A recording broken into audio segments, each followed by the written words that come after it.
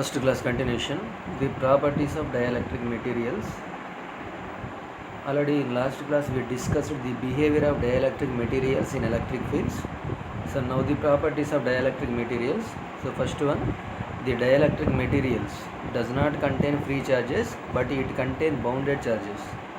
So the bounded charges cannot contribute conduction. When electric field is applied to the bounded charges, the bounded charges shifted their positions due to the small electric dipoles get induced inside the dielectric material. So this process is called polarization. So due to polarization, the dielectric material stores the due to polarization, the flux density increases by an equal amount of the polarization. The induced dipoles aligned in the direction of the applied electric field.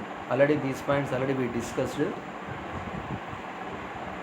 So finally the properties are these 8 are properties of the dielectric materials. So next one, when polarization occurs, the volume charge density inside the dielectric materials is present while surface charge density is formed over the surface of the dielectric material. In case of conductor, the volume charge density equals to 0. The total charge present at the surface of the conductor, it gives rise to only surface charge density in case of conductor. But in case of dielectric materials, it having both volume charge density and surface charge density. So next, the electric field inside and outside get modified due to induced electric dipoles. So after applying the electric fields, the dipoles are created inside the dielectric. So if you apply electric field across the dielectric materials, that field is called external electric field. So due to this external electric field in dielectric materials, the dipoles are created and these dipoles are produced second electric field inside the dielectric materials. So finally, due to this electric dipoles electric fields, the resultant electric field will changes. So the electric field inside and outside gets modified due to induced electric dipoles. These are the properties of the dielectric materials. So next one, problems. So find the magnitude of d bar electric flux density and p bar polarization for a dielectric material in which the magnitude of electric field intensity modulus of E bar equals to 0.15 millivolts per meters and electrical susceptibility equals to 4.25. So we know that for a dielectric medium, d bar equals to epsilon naught into epsilon r into E bar, and epsilon r electrical susceptibility relation, epsilon r equals to susceptibility plus 1. So given susceptibility equals to 4.25, so 4.25 plus 1, so epsilon r equals to 5.25. So next to find d bar equals to epsilon naught value. We know that constant value 8.854 into 10 to the power of minus 12 into epsilon r equals to 5.25 into E bar equals to 0.15 millivolts. So 0.15 into 10 to the power of minus 3. So this is modulus of d bar value. By solving this, we get the magnitude of electric flux density. So next the polarization formula, susceptibility into epsilon naught into E bar. Susceptibility value equals to 4.25. So 4.25 into and epsilon naught value 8.854 into 10 to the power of minus 12. E bar value 0.15 into 10 to the power of minus 3. So by solving this, finally we get polarization equals to 5.644 into 10 to the power of minus 15 coulombs per meter square. Okay, the units of the electric flux density and polarization are same. So values are different, formulas are different, but the units of electric flux density and polarization are same.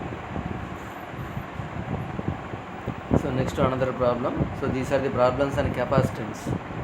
So first one, what is the capacitance of the capacitor? Consisting of two parallel plates 30 centimeters by 30 centimeters separated by 5 mm in air. So what is the energy stored by the capacitor if it is charged to a potential difference of 500 volts? So first given values, it is one parallel plate capacitor and two plates, area equals to 30 centimeter by 30 centimeters and the distance between the plates equals to 5 mm. Here type of dielectric material is air. In case of air, epsilon r equals to 1. So here we have to find the energy stored by the capacitor and the applied voltage equals to 500 volts. So first to find capacitance value in free space, epsilon equals to epsilon naught. So capacitance formula epsilon naught into A by D. it equals to epsilon naught value, constant value 8.854 into 10 to the power of minus 12, and A value, A equals to 30 by 30. So convert it into meters. So 30 into 30 into 10 to the power of minus 4 divided by D. So D value, distance between the capacitor plates, 5 into 10 to the power of minus 3. So by solving this, we get capacitance value 1.5937 into 10 to the power of minus 10 farads. So next, given voltage equals to 500 volts.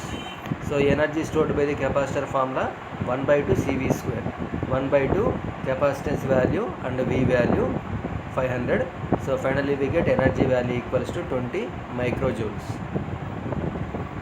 Okay, here we have to find energy. So first find capacitance value. Next, by using formula 1 by 2 CV square, we can find the energy value. So next problem. So find the capacitance of a parallel plate capacitor if A equals to 1 meter square. So distance between the plates is 1 mm. Voltage gradient means electric field intensity equals to 10 to the power of 5, and the charge density on the plates is 2 microcoulombs per meter square. Okay, so first by using charge value, okay, charge density value, find the charge value. So here given surface charge density, so surface charge equals to surface charge density into area. So surface charge density value equals to 2 microcoulombs. So 2 into 10 to the power of minus 6, and the area equals to 1 meter square into 1. So charge value equals to 2 into 10 to the power of minus 6. So voltage gradient formula V by D. Voltage gradient or electric field intensity equals to V by D. So given gradient value equals to 10 to the power of 5 equals to V by D. Given D equals to, okay, D value equals to 1 mm. So 1 into 10 to the power of minus 3. So by solving this, we get V value equals to 100 volts. So next, capacitance equals to formula Q by V. Here known values, charge value and voltage value. So C equals to Q by V formula. So by substituting Q value and V value, so finally we get the capacitance value 20 nanofarads. So next, another problem. A parallel plate capacitor has a plate area of 1.5 meters square and a plate separation of 5 mm. So there are two dielectric materials in between the plates. The first dielectric material has a thickness of 3 mm with a permittivity of 6, and the second has a thickness of 2 mm with a permittivity of 4. Find the capacitance value. So here given area of the plates equals to 1.5 meters square and the distance between the capacitor plates equals to 5. So this is one composite capacitor up to D1. One dielectric material is present, and this dielectric material relative permittivity value equals to 6, and remaining distance is filled with a second dielectric material. The second dielectric material permittivity value equals to 4. So now we have to find the equivalent capacitance. So this is similar to the capacitors connection, capacitors connected in series connection. So the equivalent capacitance value equals to C1 C2 by C1 plus C2. So first to find C1 value.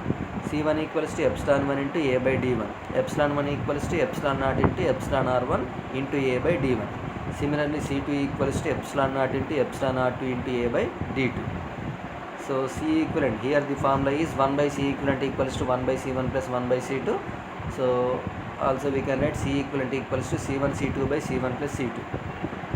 So by substituting values, epsilon naught equals to 8.854 into 10 to the power of minus 12, epsilon R1 value equals to 6, epsilon R2 equals to 4, A value equals to, so given area value equals to 1.5 meters square, and D1 D2, D1 equals to 3 mm, 3 into 10 to the power of minus 3, and D2 equals to 2 mm, 2 into 10 to the power of minus 3. So we can find, first we find C1 C2. So then by using this formula we can find the C equivalent value, or by substituting C1 C2 formulas in this expression, so we get this expression. So now by substituting the values, A value, D1 value, epsilon naught value, epsilon R1 value, so finally we get the capacitance value. So capacitance value, by simplifying this equation, we get capacitance value 13.281 nanofarads. So next to another problem. Say a parallel plate capacitor has a 3 dielectric material. So this is also composite capacitor.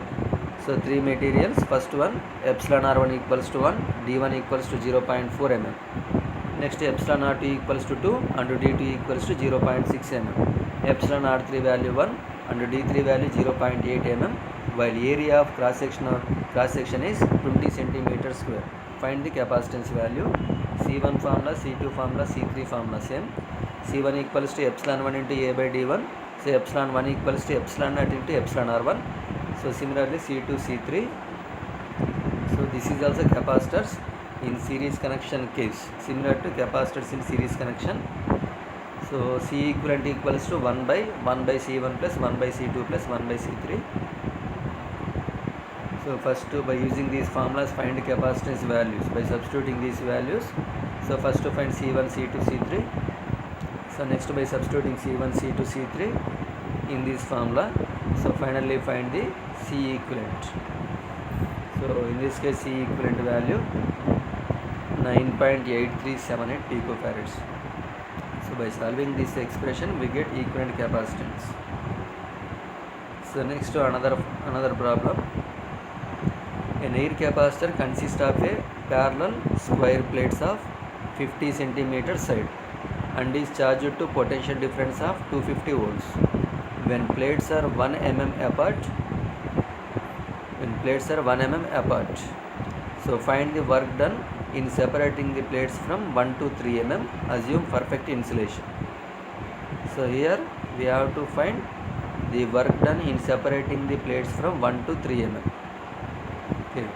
So first to find capacitance value and energy value in one case. In that case, so air is insulating medium. So epsilon r equals to 1, epsilon equals to epsilon naught, and area equals to 50 by 50. One side equals to 50, so total area equals to 50 by 50, and is charged to a potential difference. So given the applied voltage equals to 250 volts. So plates are separated by 1 mm apart. So up to this point, first to find the energy capacitance value and energy value. So first to find C1 value, formula epsilon naught into A by d1. Now substitute values, epsilon naught value, constant value 8.854 into 10 to the power of minus 12, and area equals to 50 by 50. So 50 centimeters, convert it into meters. So 50 into 50 into 10 to the power of minus 4 divided by d. D equals to 1 mm. So 1 into 10 to the power of minus 3. So capacitance value. So next to find charge value. Okay, Q equals to formula CV. So C value this one, and V value given 250. So find the charge value. This is the charge value. Next to find energy value by using formula half CV square. C value and V value 250. Substitute these two values and find the energy value in first case. So next to find second case, capacitance value, energy value. So first capacitance value C2 equals to epsilon naught into A by d2. So for C1, C2 the only difference is in first case d1 value equals to 1 mm. In second case the plate's distance increases to 3 mm. So dt equals to 3 mm. So substitute epsilon naught value, A value, d2 value, and find capacitance value. So next to find voltage. So given, so same capacitor, only changes the distance between the capacitor plates. So same capacitor means the plate area is same, so the charge value also same. So previously we find the charge equals to 5.5337 into 10 to the power of minus 7. By using the capacitance value, find the voltage value. So Q equals to formula CV. So V equals to Q by C2. Q value this one and C2 value this one. Substituting these two values, so find the voltage, and this voltage equals to 750. So now find the energy stored by the capacitor E2. E2 equals to formula half CV square. Half CV square. So second case capacitance value C2, voltage value V dash. So substitute the two values and find the energy value. So now find the work done. So by using E1 and E2 values, now we can find the work done. So the work done equals to E2 minus C1.